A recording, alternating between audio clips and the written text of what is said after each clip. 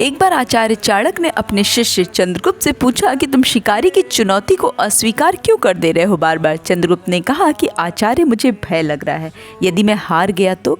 आचार्य चाणक्य ने उसे बीच में ही टोकते हुए कहा कि अर्थात तुम्हें हारने का भय रोक। याद रखना चंद्रगुप्त, यही भय तुम्हें विजय भी दिलाएगा। आचार्य चाणक्य ने कहा कि जो लोग भय को, अपने अंदर के डर को बहुत गंभीरता से लेते हैं, विजय माला भी उन्हीं के गले में पड़ती है। आपने भी अपने जीवन के सुनहरे लक्ष्य जरूर बना लिए होंगे, लेकिन हालात जो आपके हैं वहां पहुंचना बहुत ही मुश्किल है। और आपका लक्ष्य आपको क्यों नहीं मिलेगा, ये कहानी आपको बहुत अच्छी तरह से ये समझा देगी। एक बार एक प्रोफेसर क्लास ले रहे थे। सारे विद्यार्थी बहुत ही उत्साह से मन लगाकर पढ़ाई कर रहे थे, पर एक छात्र ऐसा था जो बहुत ही गुमसुम सा रहता। क्लास में लगातार वो कई दिनों तक ऐसे ही बैठा रहा। वो क्लास करने आता पर दिन भर गुमसुम ही बैठा रहता। एक दिन प्रोफेसर ने उससे कहा कि आज तुम मुझसे मिलने आना क्लास के बाद। जब विद्यार्थी प्रोफेसर से मिलने गया तो प्रोफेसर ने उसकी उदासी का कारण पूछा। छात्र ने कहा कि सर, मेरे जीवन में कुछ ऐसा घटित हो रहा है जिसके बारे में मैं हमेशा सोचता ही रहता हूं, और मेरी परिस्थितियां भी बहुत खराब है। मुझे किसी भी तरफ से कोई सपोर्ट नहीं, मैं अपने जीवन में कुछ भी नहीं कर पा रहा हूँ। पढ़ाई में भी मेरा मन नहीं लगता, मैं बार बार भटक जाता हूँ। मेरे आसपास के लोग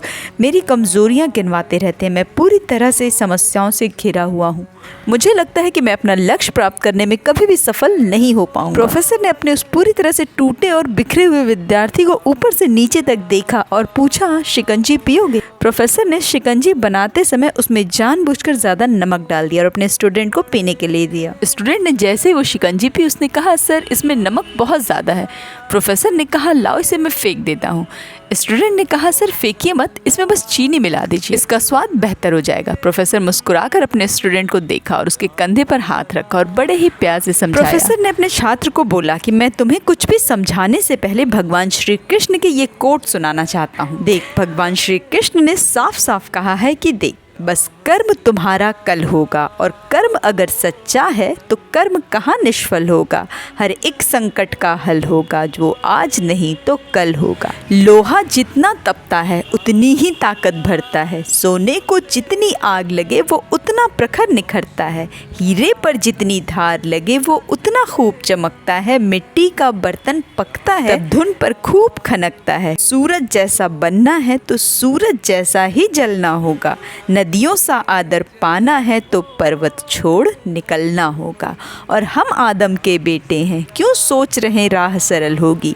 कुछ ज्यादा वक्त लगेगा पर संघर्ष जरूर सफल होगा। हर एक संकट का हल होगा, वो आज नहीं तो कल होगा। प्रोफेसर ने कहा, अब आते हैं शिकंजी पर। देख, हमारी जिंदगी भी कुछ इसी तरह से नमक वाली शिकंजी की तरह ही है। इसमें घुला हुआ नमक तुम्हारी जिंदगी की हर उन बातों की तरह है जिसे तुम बाहर नहीं कर सकते, पर इस नमक का असर तुम्हारे जीवन पर कम से कम हो और ना के बराबर हो तो तुम्हें जीवन में चीनी की मिठास तो घोलनी ही पड़ेगी।